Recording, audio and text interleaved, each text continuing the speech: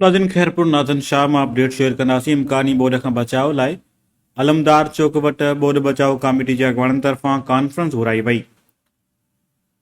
National disaster management पारां monsoon जे बारिशुनि जे हवाले सां अलर्ट जारी करण बैदि केनशाह जे सियासी समाजी मज़हबी ऐं शहरनि तरफ़ां इम्कानी ॿोॾ बचाव कमेटी तरफ़ां कॉन्फ्रेंस घुराई वई। कॉन्फ्रेंस में शहर जे सियासी समाजी वापारी ऐं शहरनि वॾे अंग में शिरकत कई। कॉन्फ्रेंस में हिकु वॾे जलसे सूरत अख्तियार करे वरिती।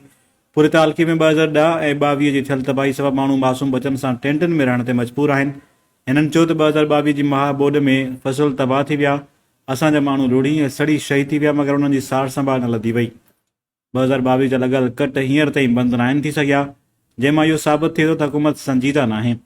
अॻवाननि में सैद अज़हर हुसैन, हाफ़िज़ मोहम्मद अनवर खुहारो, अली हसन जामरी, कामरेड सोहेल चांडियो, सेठ फ़कीर मोहम्मद शेख, सेठ मुनीर अहमद शेख, एडवोकेट सैयद लाल शाह, हाफ़िज़ हाजन लगारी, आबिद हुसैन बबर, गुलाम मोहम्मद गाड़ी ऐं ॿियनि अॻवाननि सिंध हुकूमत खे चयो त बंदनि जो कमु जल्द करायो वञे, ॿी सूरत में एहतजाज जो दाइरो वसी कयो वेंदो।